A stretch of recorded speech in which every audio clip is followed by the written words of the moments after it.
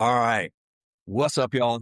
Will here with Schedulefly, and this is the Restaurant Owners Uncorked podcast brought to you by us here at Schedulefly. Super simple web-based restaurant employee scheduling software backed by legendary customer service. Like if you call, you're going to get a person. If you email, you're going to get a response. If you call, my cell phone number is on the website at schedulefly.com, and you can call me or you can text me and you'll get me on my flip phone, and always happy to chat. And we also have affordable pricing. We have not raised our prices in 19 years, not saying we never will, but we haven't. And so simple software, legendary customer service, affordable pricing. If you were on pencil and paper or Excel or GroupMe or something that's not a scheduling software, give us a shot. We have a 30-day free trial, no questions asked, no credit card, no BS. Again, you can call me and ask questions. Happy to help. Or if you're on another scheduling software, all of our competitors are heavily venture backed or owned by private equity, and the prices keep going up, and the service keeps going down. So give us a shot. Schedulefly.com. All right. Now for the Restaurant Owners Uncorked episode here with Brandon McCraney of Old Raleigh Distillery in Zebulon, North Carolina. Brandon, thank you, man. Introduce yourself. All right, Will, pleasure to be here. Thank you for having me on. Yes, I'm the owner and whiskey blender at Old Raleigh Distillery. We're located just outside of Raleigh, North Carolina. Family owned and operated. Opened during COVID, but made it almost 5.5 years so far. So we're expanding into new territories, and I'm just blessed to be meeting people from all over the country coming to visit our spot, and I get to tell our story and share the world of whiskey with a wide audience. So. Dude, love it, man. All right. The only question I ever ask everybody, and otherwise we just kind of flow like water, but I always just ask, like, to give me the setup of how, when, why did you first get started in just hospitality? Ooh, it's a loaded question there. Well, I can tell you my initial introduction into hospitality was during college. So I kind of chased the restaurants, whatever was popping up in Raleigh. So for me, I'll date myself, but I think it started with Applebee's, and then I switched to a Hilton restaurant in Research Triangle Park. And then a Champs restaurant opened in Triangle Town Center, North Raleigh, which was the hot thing at the time. Uh-huh. I chased that. And then the Cheesecake Factory opened my last year in Raleigh. And that was like the bee's knees, like everybody wanted to get there. So during college, hospitality was just, how you made your money. And, what I loved about it was you get that cash in your hand out the door at the end of that shift. So for us, then we'd go chase dollar beer night or whatever hot bar was in Glenwood South in Raleigh. And so, I just grew up in that, in that, in that industry for college. Now fast forward, I never envisioned getting back into that industry. And I was in ROTC in college. I was an officer in the Air Force right out of college, doing weapons development and working with defense contractors. And after a couple years, decided I had some different ambitions, more business. I wouldn't say entrepreneurial. I didn't quite know what I wanted to do, but I call it entrepreneurial. I wanted a role to where uh, I can gain some skill sets, but I don't like being micromanaged, but I like to deliver in terms of results. So that fit, perfect for sales and business development. So I did that for a Fortune 40 company for a couple years, and then climbing that corporate ladder and trying to Yeah. chase that big title that I always thought I wanted. And I got hired by another company to help them start and scale a division, which I really love that. They gave me a lot of freedom to be able to close deals and come up with different ways to package things. And I finally got that interim national VP title that I thought I always wanted. And the greatest thing that ever happened to me was actually a failure.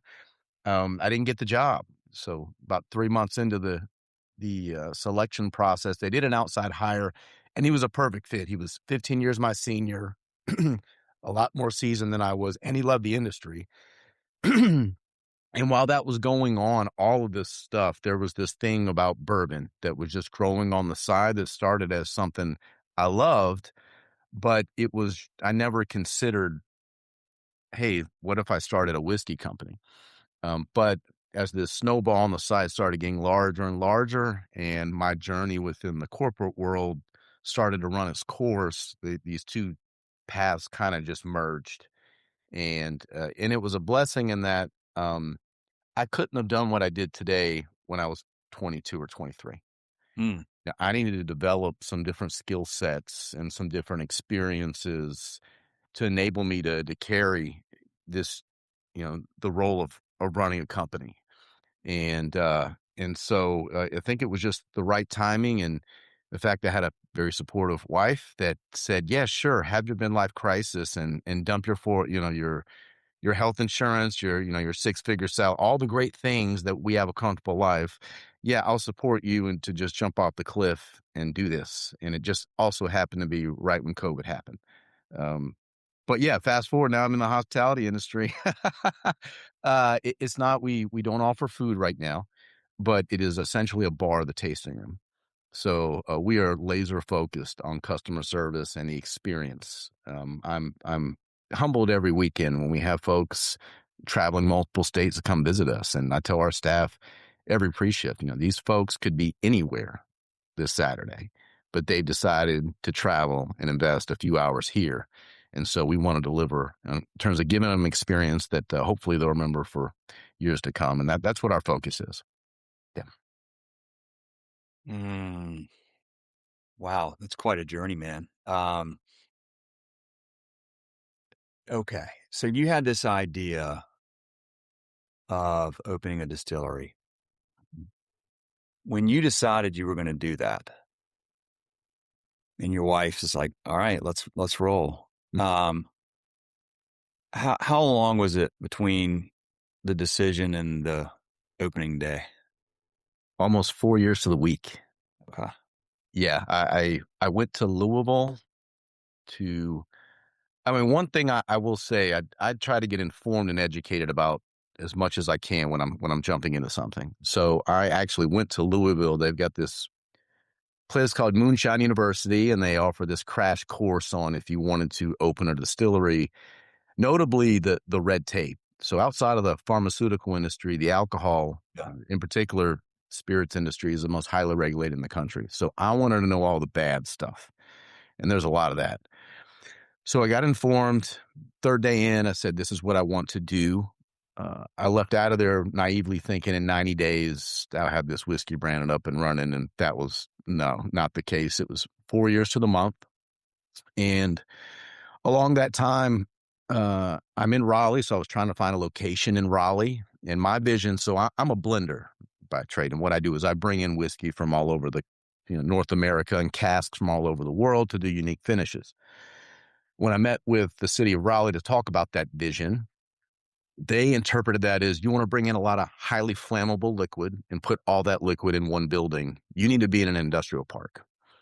So I spent 2 years trying to find different locations around Raleigh.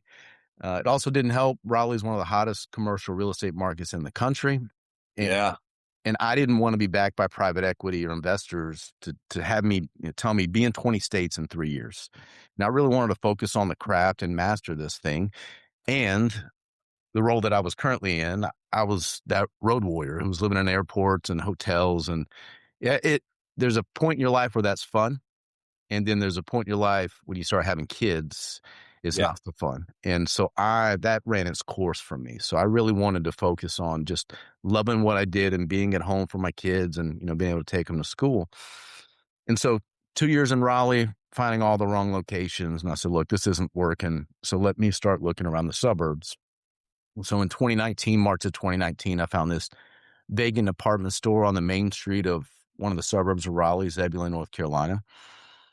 And I met with the town to see if they're going to be pro distillery, because that matters in North Carolina. We're in the Bible Belt. And Yeah. and at the time, they just hadn't repealed, or excuse me, updated the legislation for distillation, dating back to when they repealed prohibition. So in 2019, the only thing that you could do in our tasting room was give a sample of bourbon or whatever you made, and then you could sell them up to 5 bottles per year. And I'd have to write down your driver's license number, and I'd have to take logs of that. So you're not going to make a lot of revenue that way. That leaves distribution. And there's the other challenge in this state. We're in a controlled state. So we have, I believe it's 172 different boards that control about 400 stores. And they all Yeah. make decisions. The state controls the alcohol, but they make decisions independently. And so if you're a small brand, you're climbing up a steep hill, in particular your competition's got those unlimited marketing budgets of the big brands that we all know.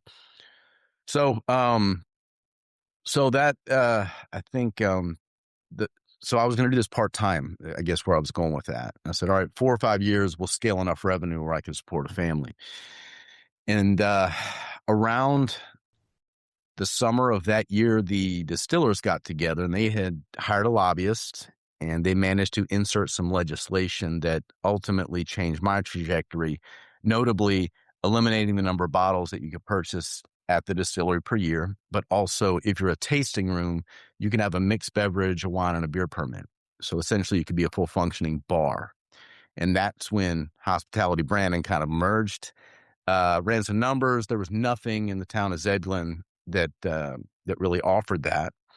So I did what any late 30-year-old married with 3 kids does. I got down on my knees and begged my wife to let me do this full time. And luckily she said yes. And so it took me, that was 2.5 years later from the time I decided I wanted to do this, that I took the leap and said, let me just make a go at this. And I said, I'm all in.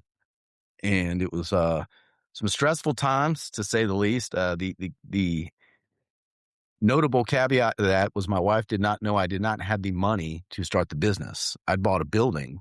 I'd had distillery equipment, but it was a leap of faith. And I said, let me figure this thing out. And she was not aware of that. So the demo in the building, I did all myself. And then while I was doing that, applying for small business loans. And those out there, if you're on the call, have never done that, or if you have, you probably feel my pain. It's not an easy process. I got Yeah. rejected 12 times. The number 13 said yes, and that was just the week after Christmas. 2019 ultimately made our vision a reality, and then that's when, I had a design that the city of Raleigh, Wake County approved, and I had a loan based off that design and a construction schedule, and we were supposed to be open April of 2020. Yeah, and that did not happen. That's when COVID started, and we did not open ultimately until January 2021. But those on the call, if you're in the construction industry, for the most part, minus supply chain issues, construction was almost business as usual. What got us and almost bankrupted me was the county. Yeah, as a friend of mine who was an inspector for Wake County told me, he goes, Brandon, sometimes it's not good to be the first, the guinea pig, meaning a distillery. And the county they ran me through the ringer. And so when we started construction, they basically proceeded to change the majority of what they had already approved for design. And the impacts of that, we still haven't recovered from. So we ate through all our construction money, our contingency money, all the money to connect my manufacturing or distillery equipment. And then I had to wipe out my 401k to make sure we got open the third week of January during COVID of 2021. So literally 4 years to the week, we got open. Man. Okay. There's so many things that, yeah. Before we started recording, you were talking about being a business owner Mm-hmm. and the grind that comes along with that. It's hard enough owning a business. Owning a business that's in your world or in hospitality has challenges that most people don't really understand. I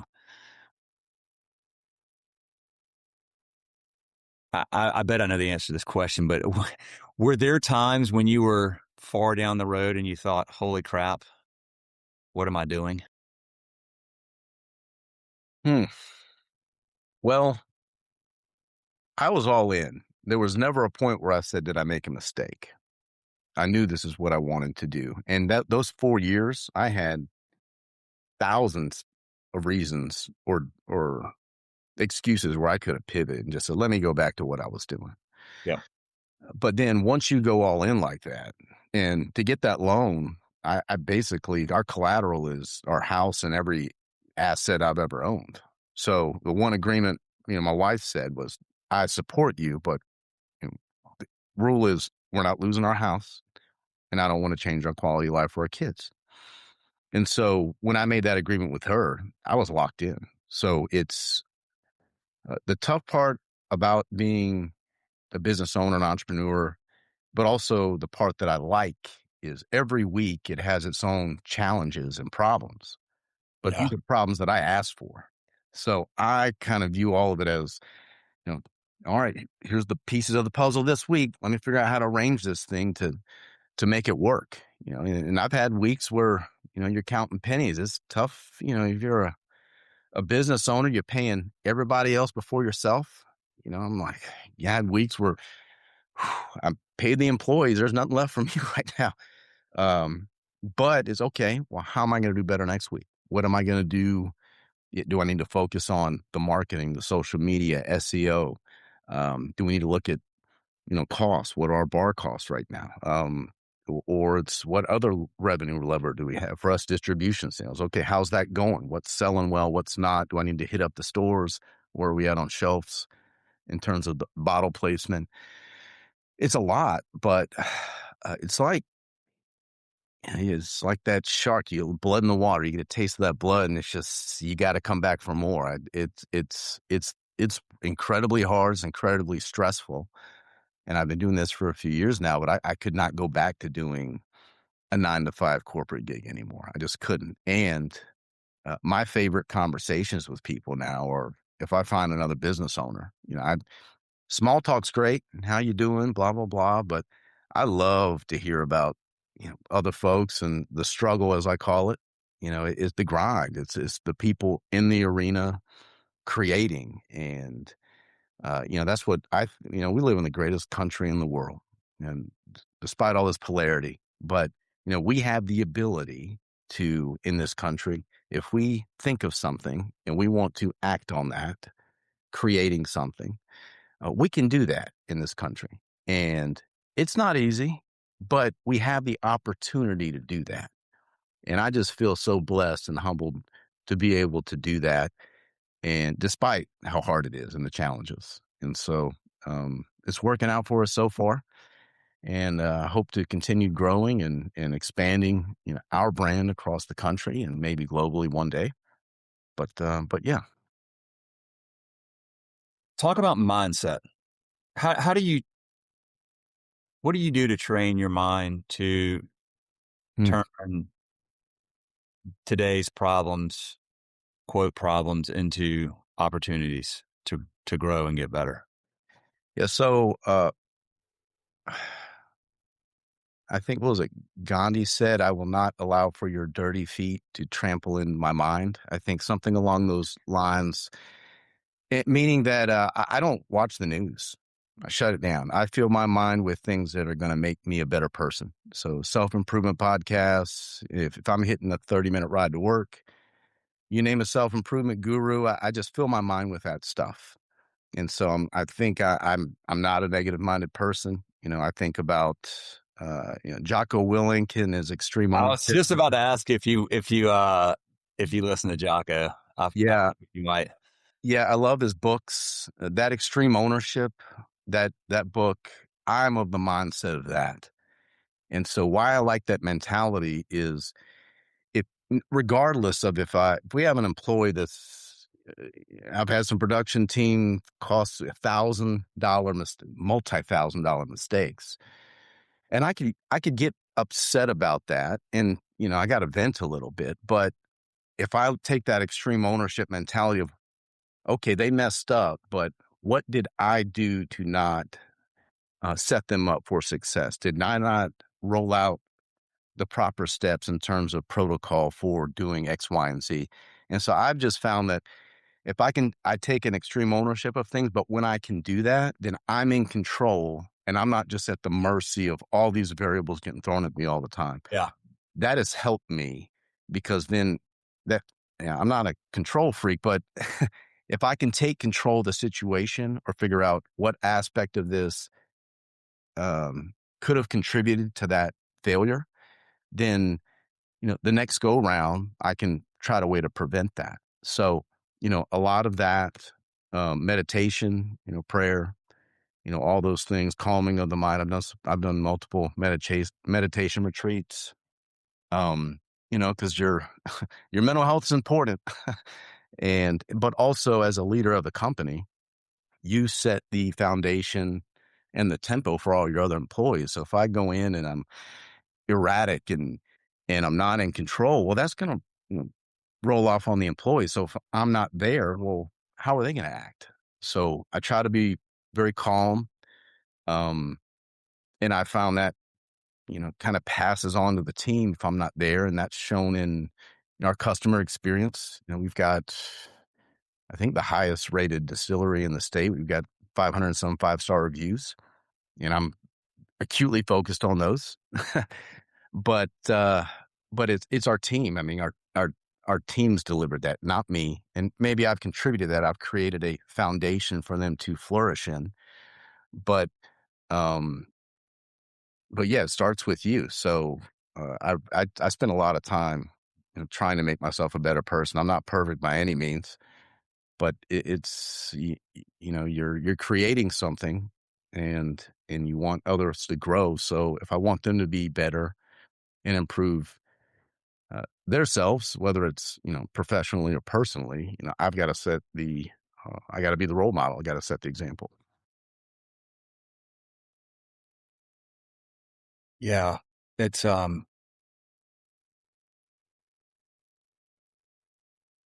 mindset of extreme ownership it's I don't think it's about control. It's almost about liberating yourself from feeling out of control. Feeling that um somebody else, from pointing a finger at somebody else and blaming them versus thinking, okay, how, because again, it's about improvement, right? It's like, how can I as a leader provide this person with better training or better tools or whatever it is, owning the situation. To me, I feel so much better when I own something, even maybe that somebody else did, than if I just blame them and say, well, that, they did that wrong and that's their fault. It, Mhm. it just, that to me feels, it's just a negative energy, I think, when you blame versus owning. Yeah, and I'll say the I'm 45 now, but I would say the 25-year-old Brandon probably wouldn't have taken that mentality. Sometimes you gotta Yeah.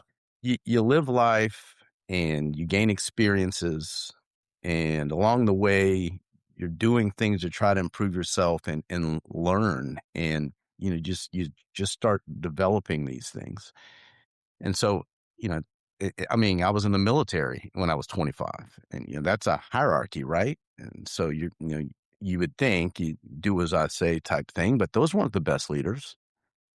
Your best leaders, even in the military, um, you set a standard, you clearly articulate what the objectives or missions are, and then you entrust in your people to get the mission done. And you don't do that by micromanaging them. I was an executive officer for a gentleman who I remember he would go into these meetings, and I was in a career field called acquisitions, which is weapons development for the Air Force. So your next generation fighter aircraft or missiles and all those things. And I remember one day he was in meeting after meeting after meeting, and these were $1 billion programs. And he would jump in and he'd have to make a decision on, pretty substantial decision. And I got through one day and I said, sir, how do you jump into these programs with limited knowledge on it and making these big decisions?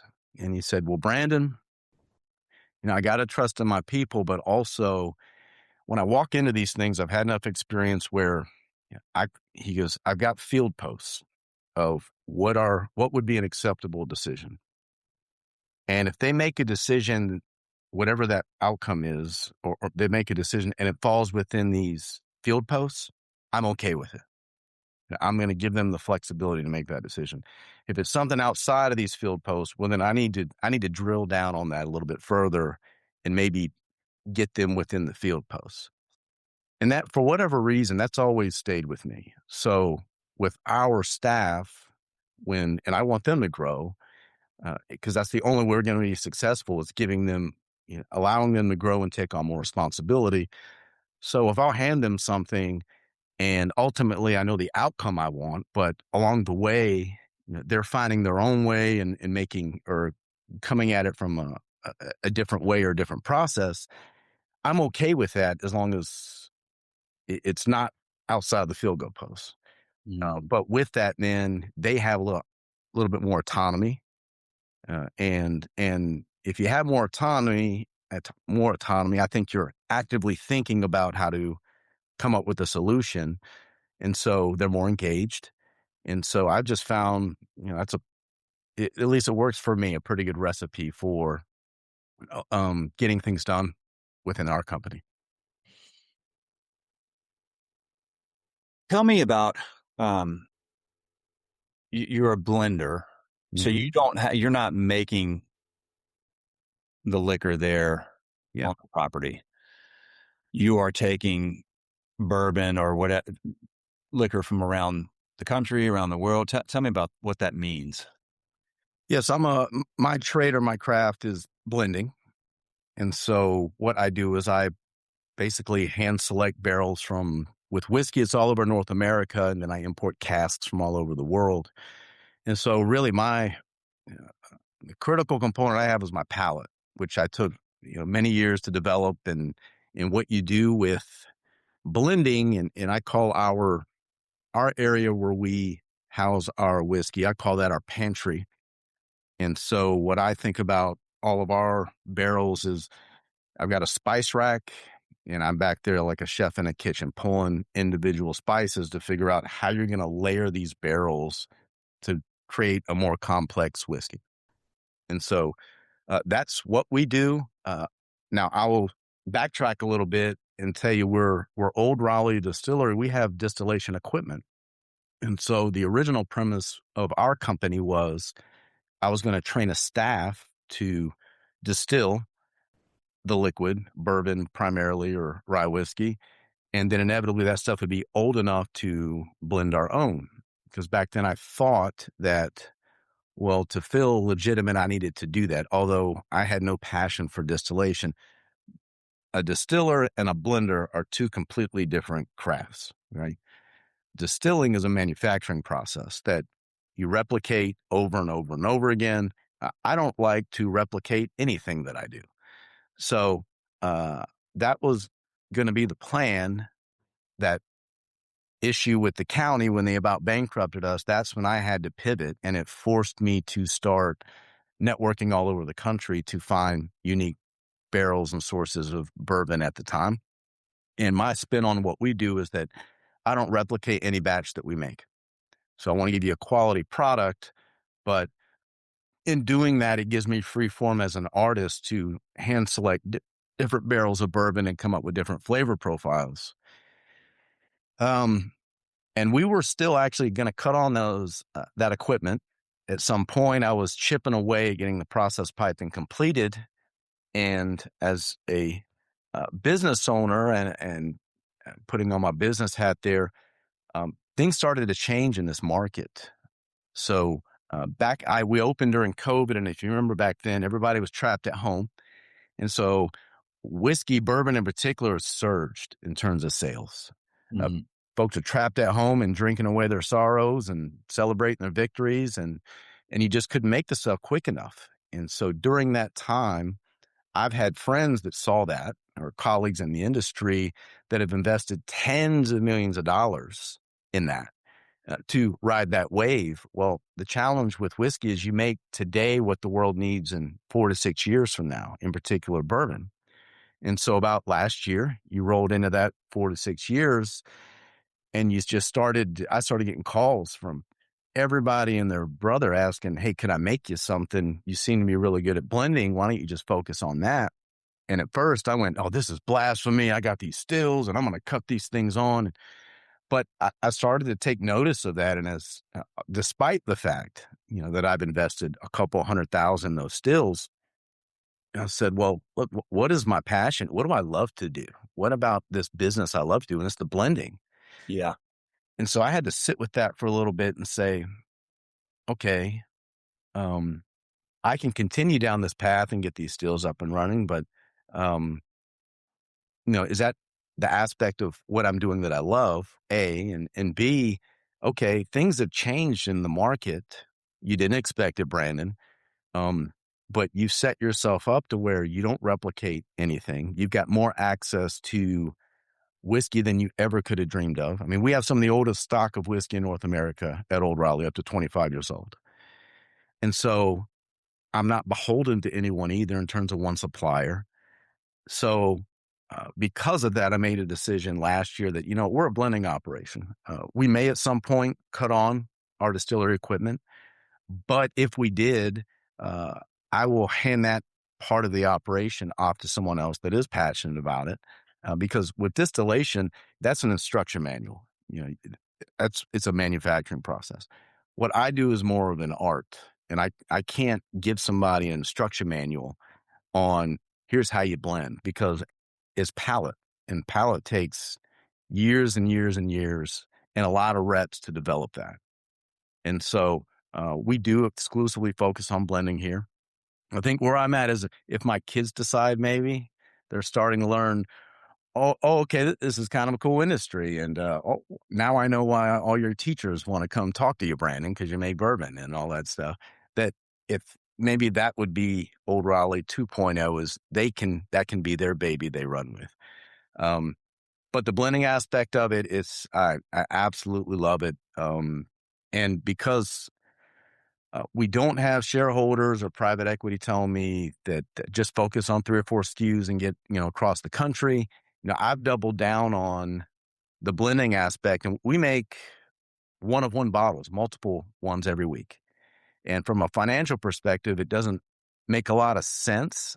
But as an artist and wanting to master this craft, and those of you that are listening to this now, how do you truly master something? You put in the reps. And so, I've got folks that are, I know folks that are part of the big brands. They might blend 6 to 10 times a year, maybe. I'm blending over the next year 182 different products we're releasing. And so I'm doing 18, 20x what they would do in 1 year. Mm. And so I'm doing that because I truly want to master this craft. And if I compound that over 5, 10, 20 years, I think my breadth of work will speak for itself, and I will have truly mastered this craft. And that for me is what wakes me up and gets me excited every day, being able to find unique combinations and then sharing that with our customers.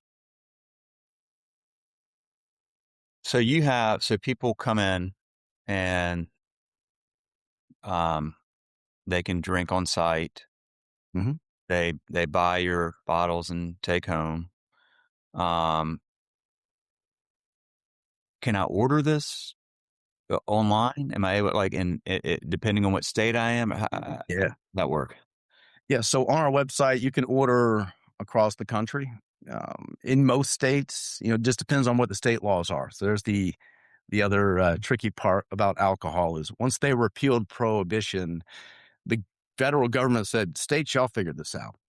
And so everybody was happy that, yes, we get to drink again. But the challenge that created in particular with producers of spirits is now you have 50 different state laws that you have to work around. And so like North Carolina, for example, I can't ship in this state.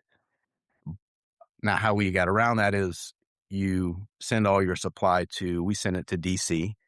There, DC says they can ship to just about anybody. minus I can't ship to North Carolina. And so, yeah, we're on our website. You can order our product, and we ship around the country. And then we're also in North Carolina stores, Virginia stores. We just got into Florida. We're not quite in the stores yet, but we're slowly expanding and working our way to brick and mortar stores as well. In North Carolina, how many counties? That was 170. Sorry. I think it's 172 boards Boards. now. That doesn't mean counties. Some counties just have one board, and some counties have multiple boards. And so it's learning the lay of the land takes a little bit of time, and a lot of it's a lot of beating on doors and just developing relationships. You know. Now, Virginia, on the other hand, completely different. Also a control state. However, I took one meeting with the top of the organization, and they went, "Love your product, Brandon. Top 100 bourbon producing stores," just like that. And that was such a radical change to North Carolina. I literally on the call, I thought I was being punked or something. I went, 100 stores? And they went, "Yeah, what markets do you want to be in?" I'm like, "You're asking me what markets I want to be in?" It's crazy how radically different each of these states approach allowing you to be in stores and what you can do. I mean, in Florida, they can sell you bottles of spirits at a restaurant. You like the bourbon, sell it out the door. So I was at an event in December of last year, and it was collaboration with Chef Robert Irvine, and we did this bourbon pairing event. But I had to be distributed in the state in order to do this collaboration with him. And I was meeting with the restaurateur, and I said, "What? Why?" And he said, "Well, look, at the end of the day, I'm going to sell 130 of your bottles at the end of this event." And so that was, $15,000 of the revenue or something there for him. But I went, "You can sell bottles at a restaurant?" And he was like, "Yeah, you can't do that up in North Carolina, and not in a million years." And so that was what a great thing that Florida offers. But I- I'm, I'm surprised now when I go into each state just how radically different they are, and how just some states are so pro just consumer and business owner, and then some just still have these really tight regulations. And that's just the name of the game, though. You gotta play by the rules and adapt and figure out how you can succeed in those markets given the variables that are thrown at you. So did you have to go to all 170 something boards in North Carolina, or to and each makes a decision? Is that how that works? You may sometimes they'll pick your product up if they hear about it. Consumers are asking for it. Uh-huh. That's a great thing, being pulled into new markets, and we've had that happen. But uh, this is still a relationship business too. Those uh, even the rural boards, not a major market. Some of those town boards or rural towns, they're our biggest cheerleaders, and they sell a lot of our product because they've got to know me, and they see our approach, and they want to support a local team. But that happens over time through developing relationships. And so, it's important, that relationship aspect of it. And yeah, consumers push us into new stores too. But if the expectation is we're just going to do social media posts and all the stores are going to pick us up, well, that's a failed strategy. I can tell you that right now, Yeah. because that store has, we're in bourbon country, North Carolina. They've got a wall of different varieties of bourbon. So what is that thing that's going to differentiate you from the other brands? And it might be, meeting the employees of that particular store, so that when a consumer comes in and maybe they're not versed on bourbon, that you can be top of mind for that staff. "Oh, you got to try Old Raleigh. The guy's 2 hours away. He makes his own stuff. Everything's done by hand. They got some of the oldest stock of whiskey in North America, all those things." But you got to put in, the sweat equity and get in there and meet those folks. So it is putting in the work. There's no substitution for that. And my issue, if I could be transparent as I'm guilty of wearing all the hats. And so with that, it's a bandwidth issue, right? Yeah. Well, that was my next question. How do you like you're making it, you're going to events, you're building relationships. That's uh as you scale, that gets challenging. Yeah, it's challenging. Whiskey is a capital intensive industry. Yeah. Okay, and I'm the antithesis of how they should be started. I bootstrapped, I clawed my way out. If you see a new brand that hits the market in their multiple states, y- what the consumer get is the marketing, right? Some wrapped up story, blah blah blah. But behind that is a bunch of pretty, probably very successful uh, people that have packaged together millions of dollars, Yeah. and then they hire consultants and all the things, and they just put the thing on steroids. I didn't do that, and not only that, almost went bankrupt before we got open, and so we've slowly had to work our way out. And so anytime this year, we had a big snowstorm in North Carolina, and it wiped out pretty much half our revenue in our taste. So you're talking for us almost a $35,000 loss that month. And also, I'm mindful about our staff. So we've got bartenders, so they lost half their salary that month. And so I may have had plans to hire a sales rep. Well, that went out the window, right? And so again, extreme ownership is this sucks. What am I going to do to change things to get us out of this hole? And also, all right, I can't hire that sales rep. What does that mean? So I'm going to be making sales calls, right? So right after I get off this podcast, I've got 4 hours blocked off, and I'm going to hit up some boards to put into work to try to make sure our distribution sales are compensating for that loss that we've had. And actually, we've climbed out of it. I mean, I put together a game plan. Last time I looked, we're 13% ahead of last year over year in the tasting room, but it's because we put together a plan. But with that was the drawback of I couldn't hire that sales rep I wanted to. I've got plans to hopefully by the end of the year. But I think if you're a restaurateur on the call, I mean, you get thrown curveballs, and it's just how do you respond? And that's been our approach over these last few months, at least. Well, I think back to that. I've mentioned this so many times on this podcast, but that 3-minute clip of Jocko called "Good." Good, yeah. Yeah, I I play that. Well, I play it for myself often. My son was having some challenges, and I was like, "Man, go watch Good." Remember, you got like it's trained your mind to think, okay, this, like you said, this sucks. Good. Let's use this as an opportunity to get better, because you do get better because of it, right? Like it forces you to, forces you to get more efficient or more creative or more effective. and look at the other side. What's not looking that way? What's that going to do for you? Not a It, dang thing. you put on. So we had a festival Saturday in Zebulon, and halfway through it rained. So when it rains, everybody goes away. So we could have made a couple more $1,000 in sales, but we didn't. So and we put all this effort into it, and life happened. That happened. Weather happens, and so yeah, it sucked. And you can take a moment. Yeah, this sucks. Now what? All right, move on. Let's figure out how we're going to make next weekend a home run. Um, I think just sitting around and just sobbing about how that does nothing constructive and productive for you, and it No. does nothing productive for the staff to get them motivated to want to be there next weekend. So yeah, it is good. That's great. Love it. So I keep hearing from restaurants, at least, that alcohol sales are down. People are drinking less. I think I call it the Huberman effect. Andrew Huberman telling people don't drink any alcohol; it's all poison, blah blah, which I do not agree with. I think everything is, you know, alcohol. I think that the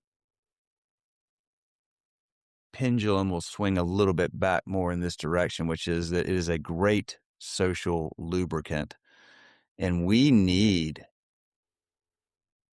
more social lubricants right now because we spend so much time buried on our screens and ordering food to our homes. And, people are and AI is surrounding us. And I think I just had this conversation at a coffee shop this morning um, with somebody that leverages it, enables businesses to leverage AI. But his point was we need we need technology to make things easier for us, but then also to give us the time to actually spend with people in person. Because the more this stuff surrounds us, we have a pre-wired disposition to want to be around other people.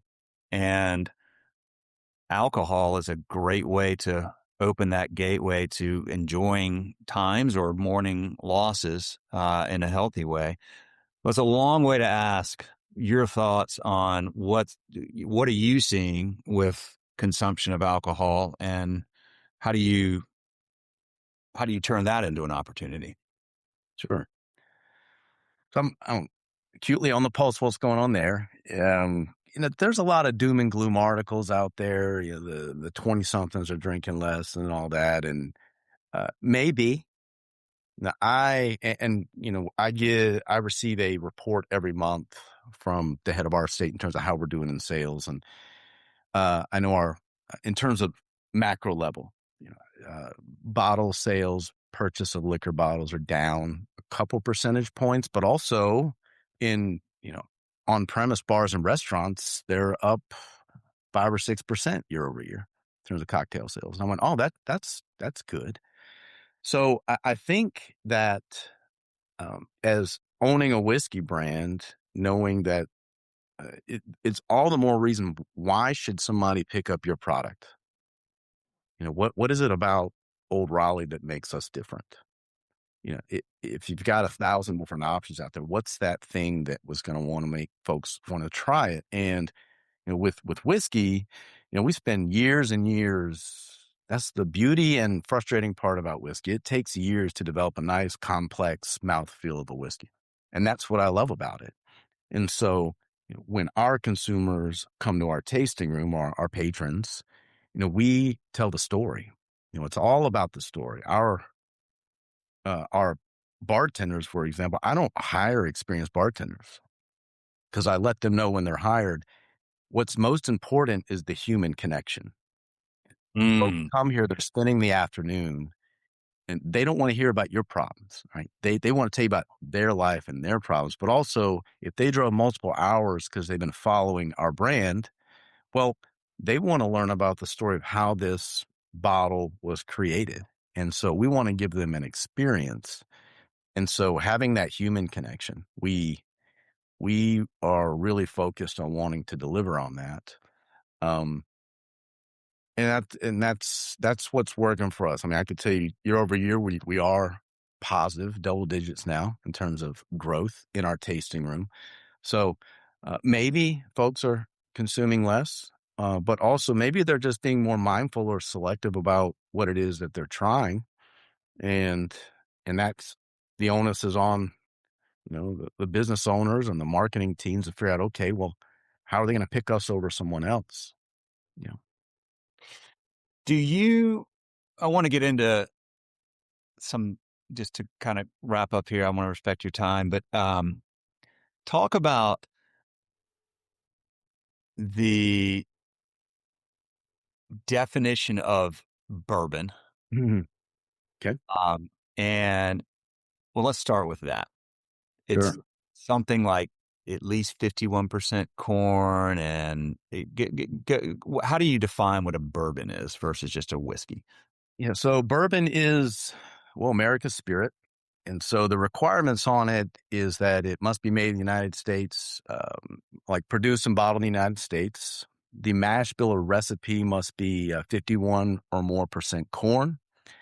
It must be distilled at no greater than 160 proof, barreled at no greater than 125 proof, and bottled at greater than 80 proof, or 40% alcohol. So that is bourbon. All right. So folks ask, well, what's the difference between whiskey and bourbon? And Whiskey is a macro classification. Yeah.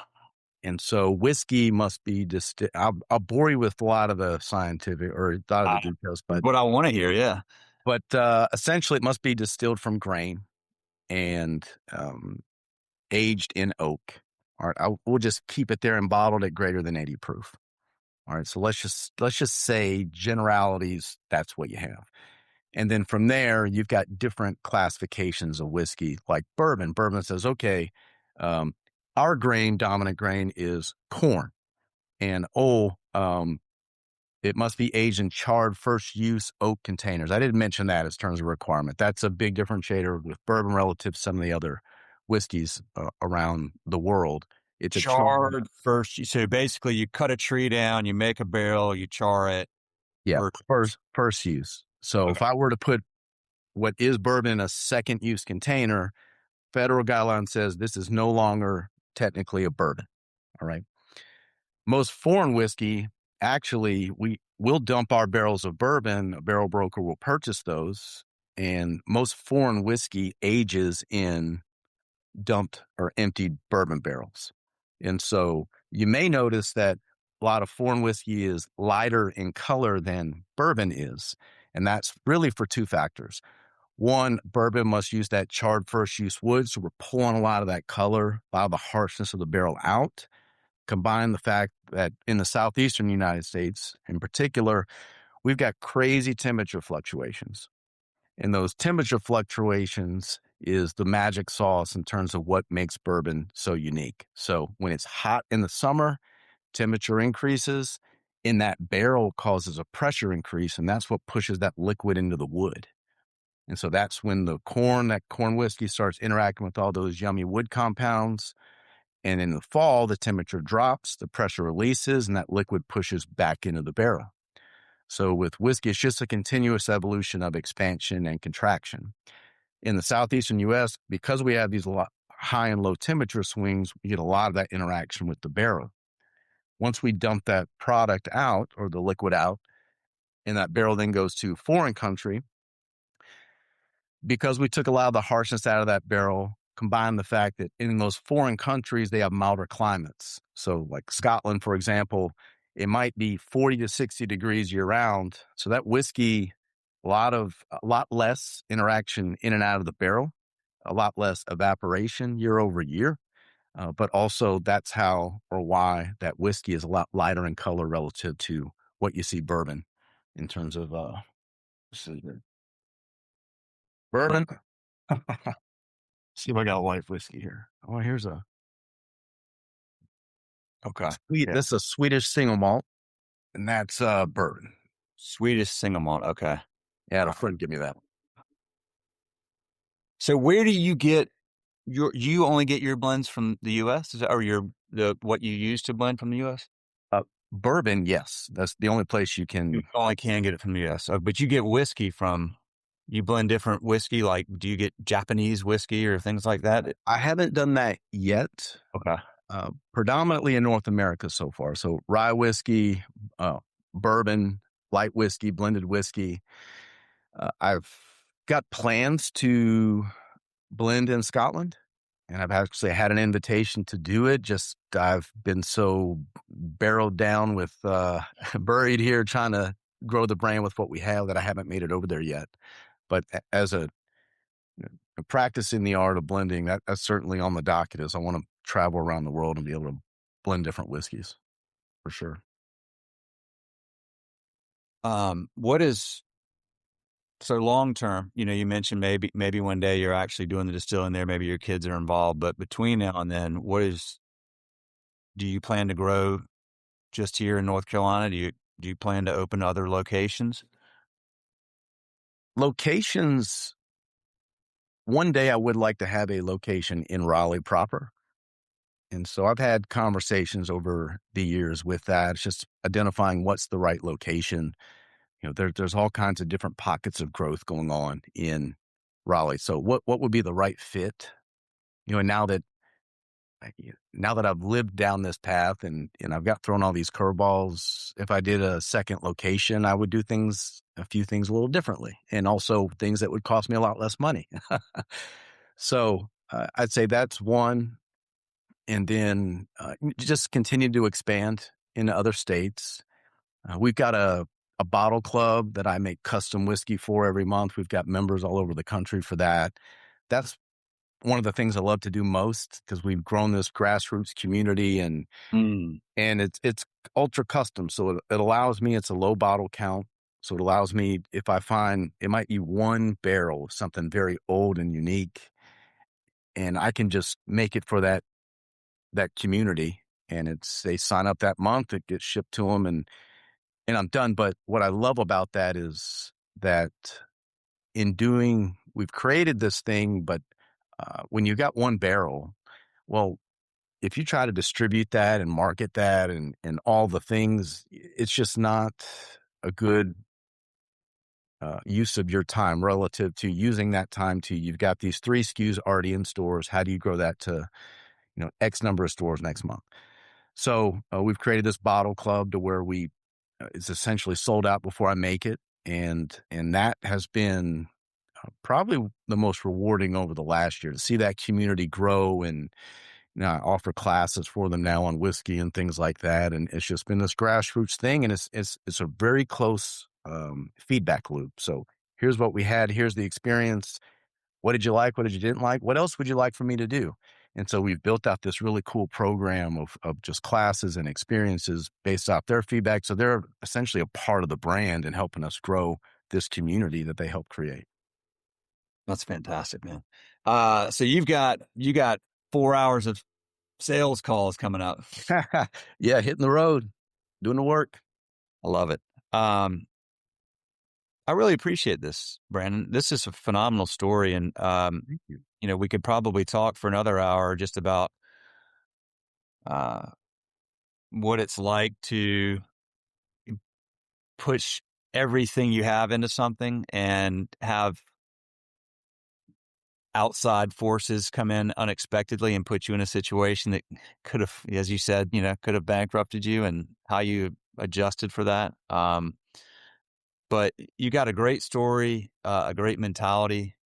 This is going to be very helpful for anybody, whether they're, starting a distillery or just any kind of business, because so much of what we talked about is just mindset. And I think that matters so much as a business owner. It's a lonely road. I mean, heavy lies ahead, right? Like people tell me they listen to this podcast a lot of times just for therapy, just because it's nice to know that you're not the only one dealing with these issues and somebody else is kind of having to deal with the same things, and here's how they're doing it. And I think that's part of why we love doing this I know what it's like. I know it's hard. And so it's nice to have a place that you can listen to other people. And, we're trying to think of, like, speaking of grassroots, like how do we start taking this community of business owners and hospitality and bring them together in some way and network and things like that. So, but is there anything else you wanted to talk about before we wrap it up? I think that's it. I mean, I'm piggybacking on what you said. If you're on that call and you're that lonely person, I was there. Um, about 3 years ago, I'd realized that even I had a grander vision for I wanted my direction of our company to grow. And I was talking to other small business owners around me. The difference was mindset and the vision that I had relative to, some of them had like hobbyists. I'd call them hobbyist businesses. They were open 2 days a week and they had another gig. But I was all in. And so I joined a mastermind group about 3 years ago, company called Vistage kind of put us Yeah, I've together. heard of that. Sure. And it's been great. And so once a month, we get together as other business owners, and it gives us a chance to it's part professional development. They give us something like AI was on the docket last month. Just how can we apply that to our business? But two, we get together and we just bomb it for a little bit. All right, this what happened this month, and Yeah. just to hear that, even if you hear somebody struggle, you're like, all right, I'm not alone. But then also it's okay, who's got an issue that we all need to process together? And you go up there and people just put bullet holes in it and looking at it from different perspectives. That's been very, very helpful for me. And we get to the point my wife loves it. She goes, "You're going great. You're going to your visitors group so you can talk with your people about all your stuff." Because she knows I hold a lot of this in Mm. because we handle stress differently, she and I. But that's the deal. I jumped in here. I asked for this, so I've got to carry that burden. So being able to vent and talk to people has been very helpful, and I've been mindful about trying to uplift other people too. So I've got a friend. Well, now he's a friend of mine. He just got into this industry and he opened a distillery in downtown Raleigh, and he's trying to get up and running. Tonight he's got a dinner and he's trying to start a community, and so I'll be there. I gave him a bottle to be able to showcase at this thing because I want him to be successful, but I know how difficult the road is, and anything that I can do to help him out or help him avoid some of these pitfalls that I landed in, I'm going to do that. But yeah, I'd encourage you, find your tribe, build a tribe. You're not alone. It is tough, but you've people are out there wanting to, I think, connect. I think that's human nature. We need that connection despite us being lone wolves.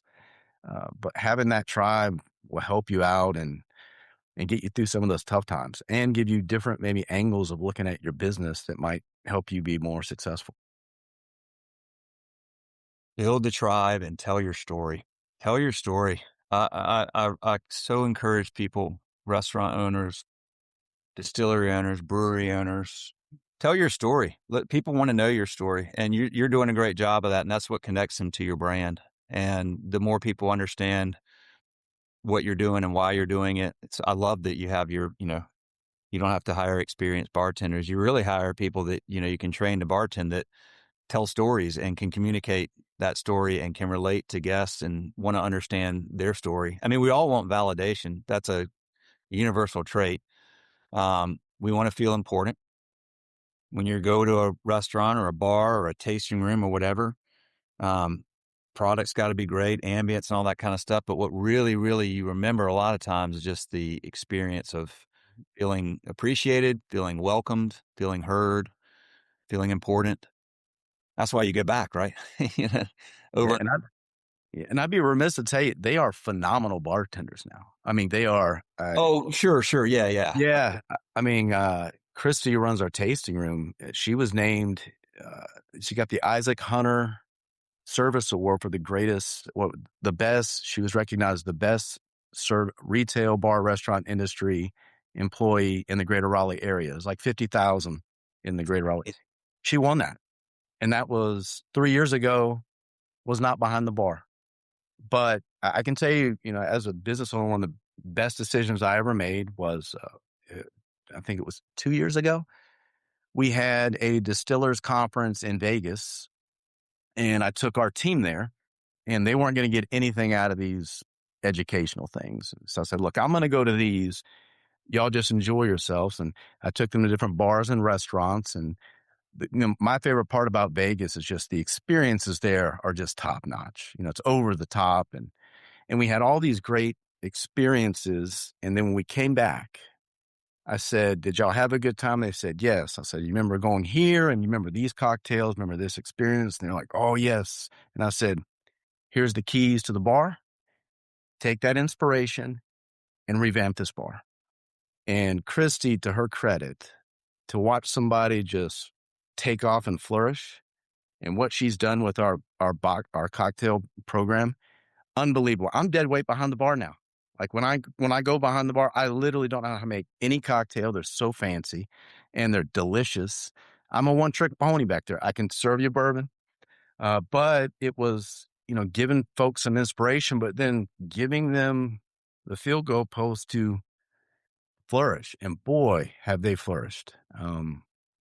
Yeah, that's a growth for me too, right? Letting go. You got to let go if you want to grow as a business. Um, but yeah, I'm really proud of our team. That's amazing, man. Well, congratulations to her. That's Yeah, phenomenal.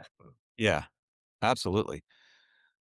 Well, I think we'll wrap it up, man. I appreciate it a lot. Thank Uh, you. Appreciate the my time. my only ask is if you go on Apple Podcasts or Spotify, wherever you go, just give us a 5-star rating. You mentioned earlier you're good at getting the Google reviews and things like that. We love these 5-star ratings because it helps just spread the algorithm sees that and spreads the content to more people. And all of you listening, same thing. Take 5 seconds, pop a 5-star rating in there, throw a comment in there too if you're willing. But thank you all for listening. And Brandon, thank you for joining. And we will have more episodes coming up soon. We will see you. Thank you.